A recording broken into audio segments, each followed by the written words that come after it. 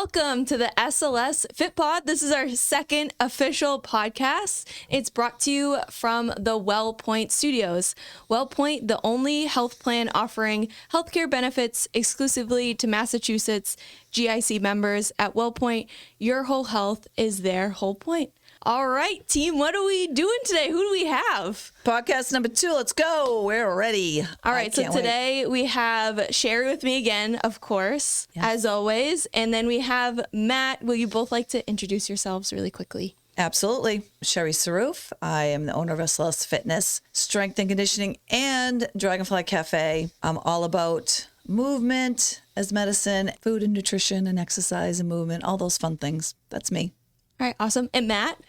My name is Matt Archetti. I'm excited to be here. New to the SLS team, but certainly not new to fitness, nutrition, and everything in between. So I'm excited to be here and give some insight. Yeah, we wanted Matt on the podcast today because, one, he's super experienced. We're very happy to have you, obviously, but also you have a lot of experience in this field. So we wanted a different perspective this week for this topic.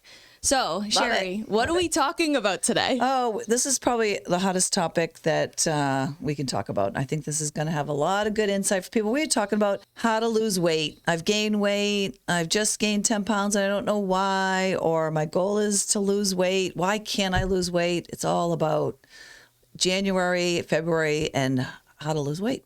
So that's what the topic's about today. We're going to give some really good tips. There's so many reasons why you might be all of a sudden gaining weight or you can't lose weight. And we want to dive into some of the reasons that we think will be helpful for people. I think some of the things that people think would help them lose weight might not work.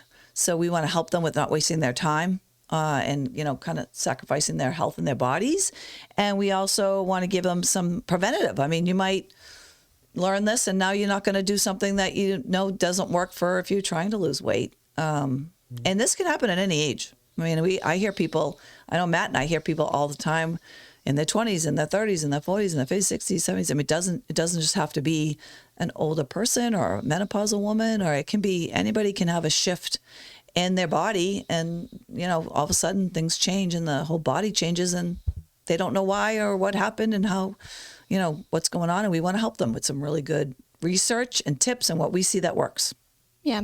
I love that you're talking about this from your perspective because we go out into different corporates and communities all the time through SLS. It's a big program that we have.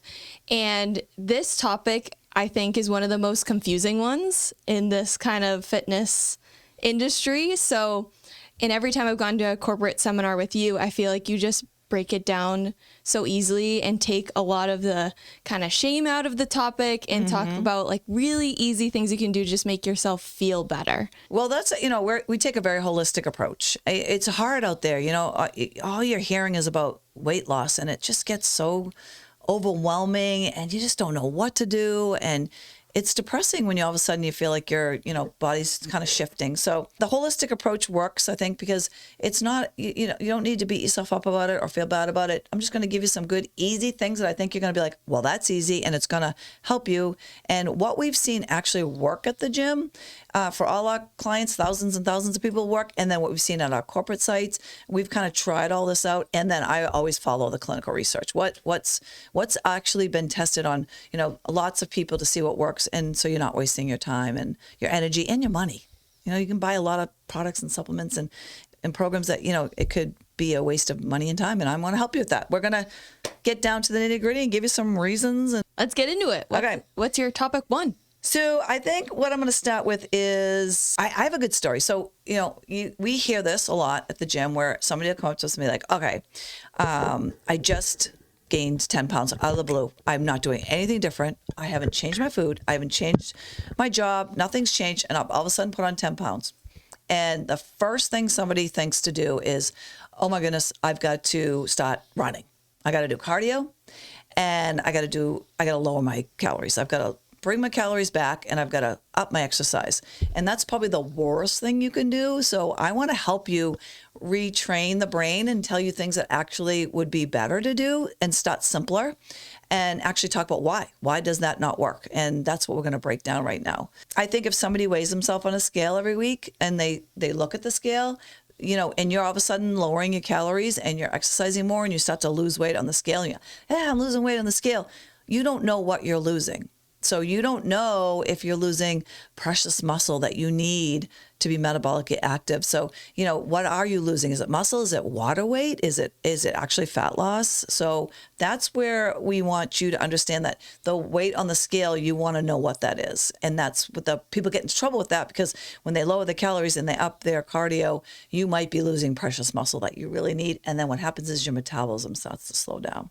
And then after you're done and you get on the scale and you lose the weight, and then you go back to kind of doing what you do, all of a sudden your metabolism slowed down. Then you gain even more weight than you first started with, because you've changed the muscle and your metabolism actually took a hit. So this is one of the things that I want to help you prevent. And Matt, have you heard of seen the exact same thing as people like, I got to start running? Oh man, absolutely. I mean, I think it seems for them like that's the lowest hanging fruit. Yep. And I think a lot of times, there's much lower fruit that we can kind of grab onto. Mm-hmm. And, I think that it's all about providing people with the right tools and just letting them know, like, there are other aspects that we can go about this, but certainly losing muscle is not one of them. Yeah, we want to prevent that muscle loss so much. We try so hard to gain every day at the gym. Exactly, especially as we're getting older, right? We're losing bone density and muscle mass, by the month, by the year. Mm-hmm. So we want to make sure we're being preventative on that aspect. Love it. Yeah. So this is why we want to talk about what you can do. All right. So can we talk about the metabolism really quick? So on muscle, the more muscle you have on your frame at the end of the day, when you're, if Matt and I are sitting on the couch at night and we're watching a show, the person who has the more muscle on their frame is burning, their resting metabolism rate is higher. So the more muscle you have, the more you're burning. So you need muscle to have a metabolism. Metabolism needs muscle. Mm-hmm. And we're not talking CrossFit huge muscles. I mean, that's great. They're burning like a furnace. But we're talking like the more muscle you have on your body, you need more calories. They need it. It's more metabolic active. It needs more calories. So let's just talk about that first. So if after the age of 30, you're starting to lose, you're atrophying, your muscle's starting to shrink. It's starting to slow down. If you're not strength training, if you're not doing something to keep your muscle. So if the muscle's starting to shrink, then your metabolism is slowing down. So I think being metabolically active and having a metabolism be really fast is to make sure you have enough muscle. And that's where I think we see with, let's say, a 30-year-old, all of a sudden, my kids' age is around 30. So all of a sudden their friends are like, why am I all of a sudden, putting on weight? I think because they were in college and they maybe played sports and they were running around a lot. And then all of a sudden they got a job. And they got a sit-down job, and all of a sudden the metabolism starts to down because they're losing the muscle they had when they were in high school and college because they were active. And now all of a sudden the muscle's atrophying and their metabolism slowing down. They're starting to gain weight. So this is like a metabolic issue. It's just the muscle tissue is going away, and you want to keep that muscle. So I think that's the big thing, and it requires more calories. The more muscle you have, the more calories it requires. There's also, two types of fat. Can we talk about the fat right now? Let's go there. Visceral fat and subcutaneous fat. So subcutaneous fat is the fat you gain all over your body. It's the pinchable fat. It's, the fat all over. Visceral fat is the fat that is the marbleized fat that's around your organs, around your intestines and your liver. And that's the fat that we want to watch and we want to be careful of because it's around your belly. It's generally around your belly. And that's when if people start to gain visceral, the increase in the visceral fat, that's when we see health challenges come up. So we're looking at it on the health side of it. You're now all of a sudden having insulin resistant issues with the visceral fat. You're now all of a sudden inflamed. You're adding inflammation in your digestion and your gut. It can have, become blood sugar issues with that. So we're looking at visceral fat, belly fat a little bit differently than most. We're looking at because we're really worried about metabolically what's going on with the body. I hope that's not too intense, but the good thing about visceral fat is it's metabolically active too, and it can go down. It can move, and it moves pretty fast if you do some of these things we're talking about today. And so, losing weight is great all over, but visceral fat's one of the ones that I think we like to focus on. And one of the ways that we kind of watch that is through an in-body. Like you can get on an in-body machine, which is like a medical grade machine that you stand on. We have one at the gym, and it reads out what your bone density is, your water weight, your muscle weight, and your body fat. So we're really looking at what the visceral fat is because everyone has different body types and everyone's shaped differently. So we tend to look at what the health, on the health perspective. Matt, what do you think about that with the whole in-body? And Yeah, I mean, I think the in-body is great because it really shows us like what's going on in the body. And you know, as you know, and you know what we're talking about now, it's much more than just weight.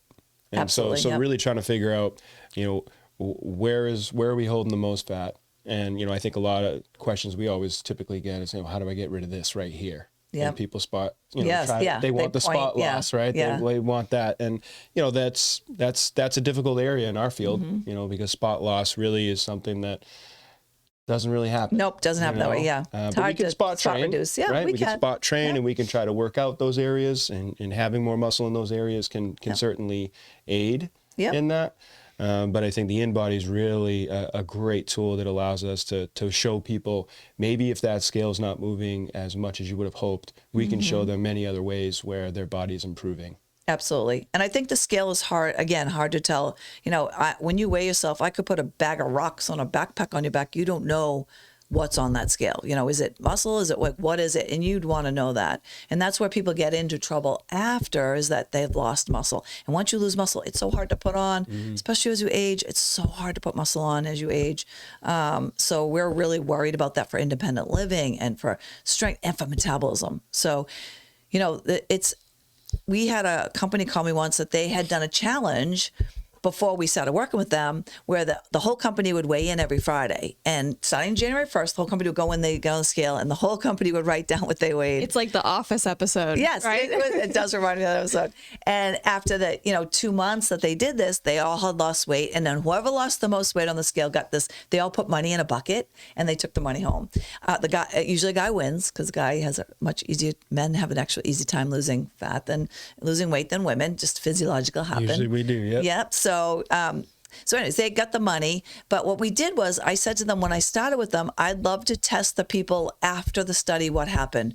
Can I start to look at, did they keep the weight off? How did they feel? Check in with them. How'd you feel? Did you feel like you had more energy?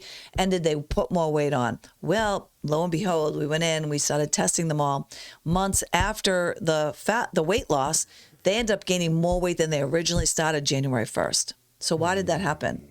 And that was concerning to me. Okay, well, here you are, started at the beginning of this challenge with this one weight, and then you did this 8-week challenge. You felt great. You lost all this weight. But then you went back to your life, and you ended up gaining the weight back, but then more than you actually started with on January 1st. So did this actually work? And I say that that's not a really good model to use, because you don't want to gain more weight than you originally started. So what happened? It wasn't sustainable, but what happened to the metabolism? They were trying to lose weight.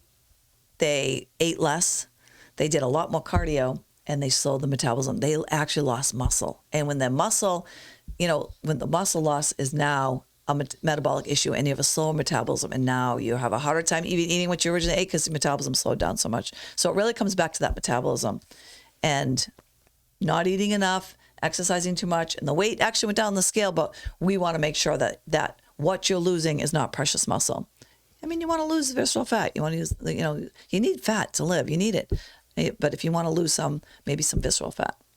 Is it true that, was it like muscle weighs more Absolutely. or something? So people can sometimes get confused. Yeah, I think we get that question a lot, and I think a lot of times we get a lot of clients that are wanting to have more of a body recomposition. Mm-hmm. Yep. And I say, so I think when I'm trying to explain that to them, I say, listen, 10 pounds is still 10 pounds, right? You ever had someone come in and go, all right, 10 pounds of bricks, 10 pounds of feathers. One is bigger than another, but they both weigh 10 pounds. Muscle is just more dense. Mm-hmm. So I think it's a way to kind of tell them, hey, we can get leaner by building more muscle. Yeah. Because we're going to lose more body fat. Absolutely. So I think it's certainly a way to kind of explain to them, like, you may feel stronger, you're going to feel tighter, you're going to feel leaner. It may not reflect this enormous weight loss on the scale that you would have been anticipating, but that's where, to bring it back to the in-body, we are really able to show them, look at all this skeletal muscle, look at all this muscle mass we've been able to put on. Maybe we just lost 5 pounds, but you lost 8% body fat. And their metabolism sped up, and they have longevity, and then their burning bones. more calories at rest now. They're burning more calories, their bones, they have energy, they're just feeling great. And it's, again, when we're saying muscle gain, we're not talking about like what you think we're talking about. We're talking about like just making sure that you're actually building more muscle that you lose as you age and you need. And there's so much pros to it. We could go on and on. We could do a whole hour on just strength training and muscle building and, metabolic system. And it's because it's that important. Strength training is the number one. If weight loss is your goal, strength training should be way up there. Resistance training should be one of the goals because it will give you the most bang for your buck, way above cardio. I love cardio. I love everything, movement, exercise. There's not one I demonize. I love it all. But if weight loss is your goal, strength training, picking something up, putting it down, building muscle is going to be the fastest way to get you there. Do you have a quick recommendation on how much strength training is good?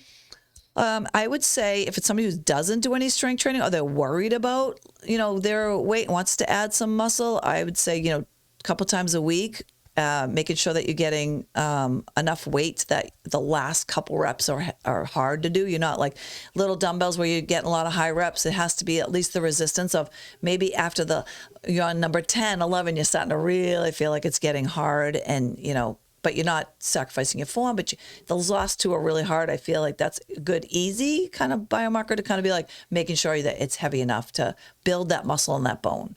And I think, anything is more than nothing. So Absolutely. Certainly if you're one of those people that, aren't exercising regularly right now, I think just get out and let's start moving. Let's start grabbing some weights. And it might sound silly to just do 10 or 15 minutes, but if you could do that 2 or 3 times a week, it works. That's 30 to 45 more minutes than you're currently doing now. And I think once that becomes a habit, that's something that you can increase over time. It works. I'm telling you. I'm going to pull the strength training out right now because I think this is good. Can I just talk a little bit more about strength training really quick because it's that important. Yeah. So sarcopenia is muscle loss of muscle, and it's a health epidemic right now. We doctors are really concerned with the magnitude of people in the United States that have sarcopenia, which is muscle. I just said after the age of 30, you start to lose muscle, and it's really affecting independent living, and it's scary how much it's out there. The lack of muscle that we have through, not eating enough protein to get these muscles and bones healthy. The health consequences of sitting. We all have jobs that we sit way too much.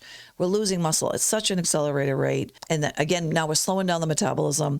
And we really, if you want to, somebody comes to me and says, I really want to work on my visceral fat, I'm going to give them strength training. It's one of the first things I give them is strength training because not only am I going to lower their visceral fat, which is that fat around your organs, but I'm going to speed up the metabolism. They're going to have more energy. They're going to look better. Everything's going to tighten. They're going to. It's like this, it's the wonder of everything. Strength training. And the beautiful thing about strength training is you don't have to do a lot of it. It's 2 times a week for 5-10 minutes, or start there. It's not like something you have to do as much as like cardio, walking, and all that. So it's kind of cool. Yeah, there's a lot of long, lasting, results that come from that. The human body's fascinating. It is. 1 rep and the fibers start to change. I mean, that's crazy. I do. It's so fun. So the strength is important, but the rest is also really important. Yes. Is that what you're saying? I am saying that. If you're breaking down every day, you're not building muscle. Yeah, I mean, rest and recovery is essential. And, I've, worked a lot of places, worked with, many, many clients. And I think it's something where a lot want to keep pushing. Mm-hmm. And I think more is better. They do. I feel good, but more in exercise, it is not. Yeah. So, and I think for people that really work out early in the mornings too, I've worked with clients where we've actually had to switch up the scheduling time for their workouts. Just not resting enough, not getting enough sleep. So going out of their way to work out at 5 a.m. might seem like it's the best thing for their schedule, but if it's not the best thing for their body, then we need to find another time. So holistic, Matt. Yeah. I just got chills. No, it's so great that you feel that way because we feel that way too. Yeah, great. That takes my note to not wake up at 5 a.m. I love it. Hey, I'm always like, if you're not a 5 a.m. don't make yourself because you're probably not going to do it. So work out when you feel like you can, but any time of day is good. Anything is good. We talked about the whole last podcast. All right. So the next tip I'd like to dive into is maybe you're consuming too many calories. I think a lot of times, we're not understanding what we're eating all day. When we have people write down like, oh, let's just write down what you eat all day and take a look at it. And when we look at it, they're saying, I'm eating really great and I'm doing really good. And I'm not, I'm eating really healthy, but when we look at it, they're underestimating the calories. They actually did a study out of the New England Journal of Medicine and found the people struggling with their weight actually underestimated their calories by 47% and overestimated their physical activity by 51%. So if you talk, wow. yeah, Yeah. so I move around a lot, but then when you really sat and, we dove into it, they really weren't moving as much as they thought they were. And then they were overestimating the calories. I'm really not eating that much, but when you add it up and you look at it, it was, they're consuming too many calories. I think, you're young and you can eat what you want. And then all of a sudden your muscle kind of shrinks and your body changes and you can't eat like you used to. So there's that. Well, and two, right? I think processed foods, things that have so much, they're calorie dense, but they're not nutrient dense. No, so people would be yes. surprised how easy it is to overeat. Yep, absolutely. So I think, I want consuming too many calories in a day, knowing what you're putting in your day will really be helpful. We like the apps. I know Matt and I love Chronometer app. It's free. It is kind of time consuming, but once you put it in there, just to look for a few days, just to have a snapshot of like, what actually do I eat in a day? And I love Chronometer because it tells you your vitamins and minerals too. So it'll say, hey, you're lacking potassium or magnesium, which is really great to know. But just seeing how many calories you have in a day is usually like, oh, wow, I had, nuts, but instead of having a handful of nuts, they were eating nuts all day. And that overwent their calories for the day because nuts are, they're great, they're nutrient dense, but they have a lot of calories. So, it's just kind of watching that, especially as you get older. If you are sensitive, you're getting older where you're sitting all day, you kind of have to kind of keep an eye on if I'm having too many calories. Also, different food affects the body. So, we all know a piece of chicken and a cookie have the same amount of calories. So if someone's watching the calories and they're like, well, I had a cookie, but same as chicken, but we know they have very different hormonal effects. When you eat them, what the body does with the food is important. So I like to kind of keep in mind that you're eating the right nutrient dense foods, like Matt was just suggesting, not the processed foods, because those are going to help you a lot with when making sure at the end of the day you're getting enough nutrients. So I think that's important. Chicken's going to obviously help you with building muscle, and it's going to help with fat loss. It's going to help with you, helping with your visceral fat. Where candy is a simple sugar, it's going to metabolically disrupt your body. It's going to make your blood sugars go up, and you're going to energy crash, and it's going to mess up your hormones. So there's two different foods, very different ways they affect the body. So I think wondering about calories is a good thing if you're struggling with weight or thinking about weight, and the processed foods is important. You mentioned earlier something about also being under calories. Yes. Is that just as important? Yes. I think under calories is huge. I think a lot of people, when they work all day, they get up and they have a coffee and they might have like one little bite of a yogurt, and then they go to lunch and have a half a salad because they didn't have time. And then they get all the calories at night. They just go home and they're so hungry from, the body's trying to catch up from the day. And so I think if you're not eating enough too, and the right kind of nutrients, if you're nutrient deficient, I think that can cause a lot of problems with, again, here we go again. If you don't eat enough calories, muscle loss, metabolism slows down. Now you're in a metabolic issue and you're going to gain more weight because now you can't metabolize what you're eating. So muscle, you need to feed that muscle with calories. So if you're under calorie, that's the problem. You're going to be under nutrients. You're going to be under, you're not going to be able to feed the bones and the muscle. You're not going to have energy. How are you going to have energy? How do you have energy to want to go to the gym or to want to take a class or to want to walk around your house or to want to do something at home? You don't have energy if you don't have food. So under calories, people are like, I'm so tired. Well, look at whether your metabolism's slow or whether you're not getting enough calories. Agree? Yeah, I couldn't agree more there. I mean, I think a lot of people that aren't consuming enough calories are typically the ones that are also maybe overtraining. Yep, we usually see that correlation together. Yeah, so I think, making sure we're getting, that right information out Yeah. and letting them know, hey, I know you're trying to do two things at once here. Not only are you trying to restrict calories, you're also trying to overtrain, but there might be something, you're going to be spinning your wheels here. Mm-hmm. So I think it's important that, you meet with a coach, you get the right macro numbers, you get the right calorie numbers, and, if you got a plan, making sure that you're consuming enough nutrients is essential to meet your goals. Absolutely. And this is a holistic approach. How do you feel? I mean, think about how you're feeling in a day. If you don't have any energy, that's hormonal disruption. If you have cravings, that's a hormonal disruption. That's something going on in the body. If you're like, I can't control what I need to eat, I see sugar, I have to have it. That's a hormonal your body's talking to you. It's not you, it's your hormones. It's not your fault if you have your gym bag in the car and you just can't get to the gym because you're just flat and exhausted. That's not your fault. That's something going on in the system. The body's trying to talk to you. I think it's a holistic approach to be like, maybe I haven't had enough good quality food today. Maybe I haven't had enough water today. Dehydration caused a lot of that. Or maybe I haven't moved around a lot today. So then there's that. Yeah, I think to add on to that too. I think for people that maybe feel like the apps are overwhelming. Yeah, I think those are a few things that we discussed kind of right at the beginning. Some low hanging fruit that we can start to look at, and you could just do simple things like you said. Get up, let's go walk for 5 minutes, and let's come back. Let's just think about adding protein to our meals and nothing else. Yeah. Even if you don't One feel little like thing makes a big tracking, all these little things can add up. And if it's something where you still feel like you're not seeing the results that you're looking for, then maybe we can turn to the apps. Yeah, we can dive deeper. Did I say that right? Close enough. I think we got the point. So the next is not moving enough. Nah, so this is a big one because, even people that go to the gym and do an hour crazy workout does not combat the 8 hours of sitting the rest of the day. So we're seeing a lot of people just don't move enough in a day. We have the blessed jobs. We get to move all day. Yes, we do. So we're lucky, but people don't. You have a corporate job, you sit all day. So we need to look at how much movement you're getting, and a little bit of movement sprinkled into your day will speed up your metabolism. There's some crazy studies about just fidgeting and getting up and down off your seat and walking around once to the bathroom and, sprinkling these little movements during the day. And at the end of the day, all of a sudden your metabolism speeds up and you start to lose weight. So there's a lot fun. That's a kind of fun, easy thing to do. Like he was saying, low hanging fruit, just getting more movement in a day.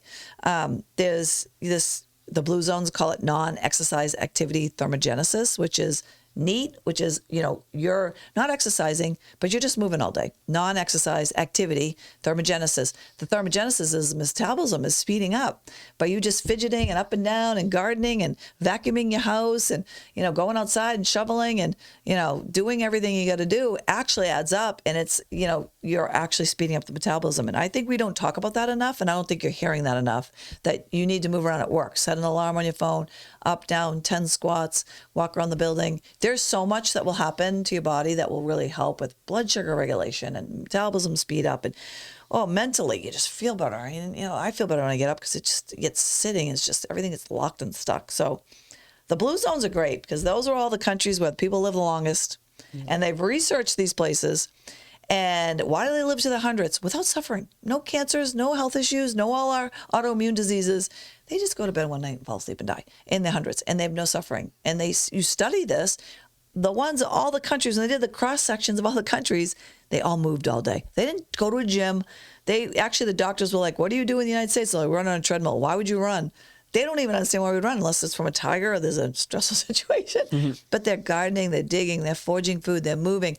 They're doing a lot more movement than we are, and they're living longer. And the seniors, the ancestors, everyone that's older is expected to move more than the younger. They built that in knowing that they don't want them to lose their active mobility. I think it's fascinating that the seniors are supposed to move more. In America, no, you do less, you retire, you're doing, let them rest. And they're losing muscle and mobility and their life in independent living, where I think there's a lot to be said, but just moving a lot. I just threw a lot out there, but I wanted to get a lot in a little amount of time. So notice how much you move all day. If you increase movement, you're going to help your blood sugars. You're going to help with mobility and muscle and all that great stuff. I think that just standing desk, just saw a new study. I think I put it on one of the daily emails we sent out the gym, that they did a research study, and people just stood up after they ate at work, did a standing desk, just stood up, lost more weight during the day and the metabolism sped up and had healthy blood sugars just from standing. I went from sitting to standing. That's so easy. Mm. So those are all wins. I think just moving more each day, just standing is so important. And I think people don't move enough, and I think that they need to just fidget and move around a lot more, and they do feel a difference. Which brings me to walking, which everyone knows I love walking. I think it's the best thing ever because anyone can do it. You don't have to buy anything, but walking will absolutely increase your metabolism. There's studies, all kinds of studies. They had people walk for 6 months. This is low casual walking, and they actually increase muscle mass. they didn't lift the weight. I think that's not like crazy that they could actually increase muscle mass. It wasn't a lot. It's like like small percentage, but it's something. It's not losing. And I feel that walking is just so good mentally and helps your hormones and your stress hormones and all that good stuff. But I could go on walking for an hour again too. I feel like one of the underlying elements of every single tip you've said so far is stress. Yes. Is that one of the things that really look at when it comes to this topic? Oh, too? It's huge. Huge. I think it's big. Yeah, because you know what? Your cortisol hormone, which is the fight or flight hormone that helps you, like if you're in all of a sudden a stressful situation, say like you're driving down the road and a car comes and you almost hit the car, and you know the feeling you get where you're like slamming your brakes, like, and you're like catecholamines rush, and your blood pressure and your blood sugar, everything goes up to help you be able to do what you need to do to survive. It's a survival thing, and it's awesome. But we're shooting out cortisol all day, every day, and our bodies are just, we just can't handle the stress. What happens when somebody's cortisol driven? They get visceral fat, belly fat. I can spot them a mile away that somebody who's under a lot of stress by just looking at their body sometimes, because I know if they're holding a lot of belly fat or visceral fat, they're probably stressed. And that's all it is just stress, and it has a lot to do with it. So cortisol levels being high can lead to high blood pressure too. I know a lot of coaches dealing with high blood pressure, and they're doing everything right. And I'm like, why are you 30 and have a blood pressure issue? It's a stress issue. They're on all day. They're running around all day. They have, so I've had to look at that. Anybody can have a cortisol driven blood pressure situation, but I think you're not going to lose weight when your cortisols are up. The body won't let you lose weight when your cortisol's up. You actually blunt fat loss when your cortisols are up. So if you're under a stressful situation, you're not going to lose body fat, and you're going to end up gaining belly fat. So that's a big one right there, cortisol. I know. What are your thoughts on stress and cortisol? Yeah. And I mean, I think just to hammer home the point from a bit earlier that we were touching upon too, I think you're dealing with stress and cortisol levels maybe from work, at home. Don't add to it in the gym life, right? So, like the gym's cortisol driven, everything. Yeah, exactly. So you add on top not getting enough rest and recovery, and then you're going in and you're trying to overtrain and you're trying to burn all these calories, or you're trying to get in 6 or 7 workouts a week. You're just adding on top. And I can see how everyone's just spinning their wheels and looking for additional help. And believe it or not, sometimes it's best to just slow down. So here's the prevention that we talked about at the beginning. Like, I want to prevent people from doing something wrong. He just said the magic ticket. Like, over exercise is not the way to manage your weight. Actually, it's going to have a pushback effect. Your cortisol levels going up. Then you're going to be in hormone dysfunction. When you're in hormone dysfunction, it's not just weight gain. There's a million other things that start to happen. You are fatigued, you're brain fog, you feel like you just don't feel good. You're craving alcohol. When your cortisol's up, you want alcohol and sugar and the things that, so there's so many things that happen with the cortisol drift. So stress management is so going to help you. I have a really cool story. I had this coach, used to work for me, and he came to me, he's like, I can't lose weight. And I know you don't like this because you're like so holistic, but I want you to help me. I said, okay, what's going on? He's like, I can't get these last 15 pounds off. No, I want to, summer's coming. I know it's vain. I know you don't want to hear it, because I just don't want to hear the vanity end of it. But I was like, okay, you're talking to me. I want to hear it. What do I do? I said, so I looked at his exercise. It was perfection. Strength training, not overtraining, perfection. Food, perfection. So I looked at it, I said, okay, I did an in-body on him. I said, okay, I think I want you to walk for the next few weeks and just take everything off the plate. No, don't over-exercise. No more exercise, just walk. That is not going to work, Sherri. I said, you asked my opinion. I'm giving it to you. Just walk. Leisurely, not fast walking, not like walking slow. Push the stroller of your kids. He's got this high pressure cooker job. So I knew that this had to do some stress. So he goes, he walks a week, we come back, we do his own body, nothing changes. Like, see, told you. I say, hey, wait, it's just a week. The body doesn't like to go that fast. Give it some time.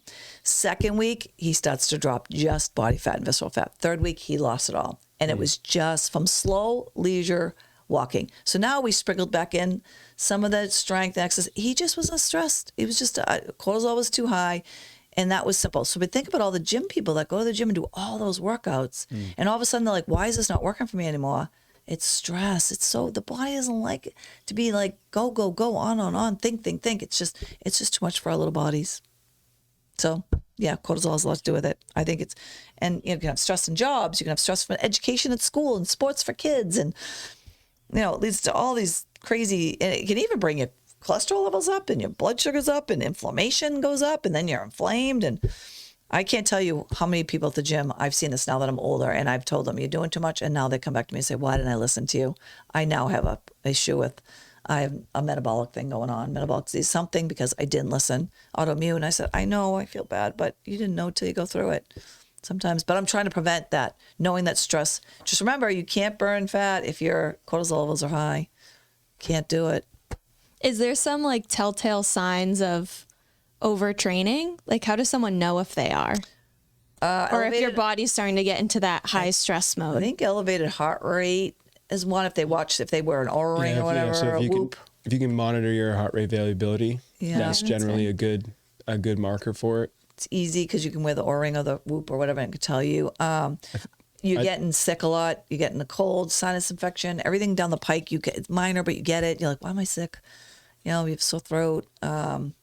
Your digestion's off. You get gassy at the end of the night. Like the beginning of the day, you feel great, but at the end of the day, you're like feeling like off at the end of the day. These are all like overtraining. The cortisol's too high. Your sleep may be off. If recognizing in the gym, if you're not seeing the gains, or if you're seeing a lack of strength or feeling like you aren't able to push through a plateau, that could be a good sign, as well that we got something going on. Yeah. Is there like a brain component in that too, of like thinking or brain fog as part of it? Absolutely, brain fog, especially with cortisol. But I think the anxiety goes up. A lot of times people talk about their all of a sudden having like heart palpitations. I've heard a lot of times, and some of that could be dehydration, but so they get dehydrated easier as well. I mean, this is where the body's so complex. It can be so many things. For you to think, oh, I've gained weight, it must be this. There's so many things it could be. And I want to help with that, like just to kind of help you think more holistically that there's so many things. So this is a mindfulness plug, almost. To kind of like check in with your body and yourself and kind of, that's like a mini break, recovery, rest for yourself to be like, oh, how am I actually feeling doing this? Even mid-training, there's a lot of research on like being mindful while you're working out or training to understand like your breath control, like how you're feeling in your body. Do you feel overextended? I think that's where the the metabolic effect classes that we do, or the HIIT slower classes, or like a Tabata comes in, because there's research that when your heart rate goes up and then you stop, you just like a class that you would do where you have them push a problem and stop, the cortisol levels drop, testosterone goes up, they build muscle. But if you're like doing a spin class but it's long, or same thing over and over again, they tend to have higher cortisol levels than somebody who does a shorter high stop. They tend to not tax the body as much. They see better results than somebody's doing a longer stress-inducing, never stopping kind of. Right. Similar to like cardio. The running that you talked about earlier. Right. So maybe do some like mini sprints. Mini sprints you love would be to great. run? Yeah, or like a little Tabata, or like an airtime bike, or even like when you're outside walking, and then just walk a little faster for a few seconds. Yeah, you can. We do this with some clients too, where I'll say, hey, set the clock, 2-minute walk, 30-second lunch, 2-minute walk, 30 squats. Mixing it up, just doing different things like that can give you that spike you're looking for. I love that. Yeah. And that's stuff people probably can do at work. Like walk around a little bit. Absolutely. Make your life, your job, your outside, your backyard, your gym. Like make it all fun, and don't make it like a chore, make it fun. Yeah. I think that's one of my hidden things that I always try to plant with clients too, is like, if you feel like you don't have enough time to get in the step count that you're looking for, you can hide it. You can find 4 or 5 minute, 5 to 10 minute blocks throughout the course of a day. Hey, walk 5 minutes that way, walk 5 minutes back. You'd be surprised how often that catches up. Park further away at the grocery store. Oh yeah, those add up. People think we're crazy. We're like experts in this, and we're telling you how to do these little things. And it adds up. They're like, no, you don't mean we have to go for a 30-minute run? No, you can do all the. I mean, we love that, but you don't have to. He brings up a good point. So I want to talk about hormones, because I think thyroid, you got to get your thyroid checked. If you're all of a sudden having a weight issue, I think you need to go and see the doctor and get your thyroid checked, because a lot of times we see a lot of thyroid issues. So I would definitely go to the doctor and have them take a peek at your blood work to make sure there's nothing more going on. We see a lot of people who have issues with like even post-virus. They were sick for a while, or an illness can cause inflammation, or so just make sure you check in with your doctor first and see that there's not a thyroid issue, because thyroid can be really hard for you to lose weight. You're like, what's going on? And I feel like it's an epidemic too. A lot of women who sign up at the gym, a lot of them check thyroid. So I feel like that's something to be mentioned. Perimenopause and menopause, it's just hard. It's, the hormones are up and down and all around in perimenopause. They're, some days they're good, some days they're not. It's just hard it's a little harder to think about the weight loss. And then menopause, it's really hard. So, but all these things we're talking about will help in those situations. But those are the things that are going to make the weight a little different, just to mention that. But if you're feeling like you have no energy and you're really flat and you've got mood swings and you have no motivation to anything, that could be hormones. So I would check into that and make sure that your hormones are okay and your blood sugars and insulin. So I just want to mention that really quick.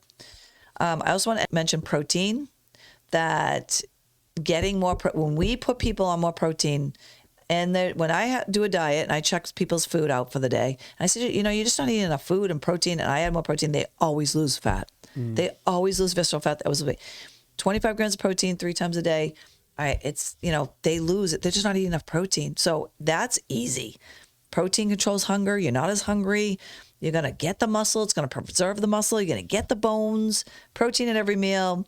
You are going to feel so good. Yeah. So protein. And I think that's sometimes one of my first things I'll do with a client too, when we start talking about nutrition and things, is, hey, why don't we do an addition diet? Yeah. So not so much taking things away, but I don't want you to change anything other than we're having 30 plus grams of protein. Love it. For breakfast, lunch, and dinner. And sometimes they see a lot of results just on that. Yeah. Not even diving into apps, not diving into macros.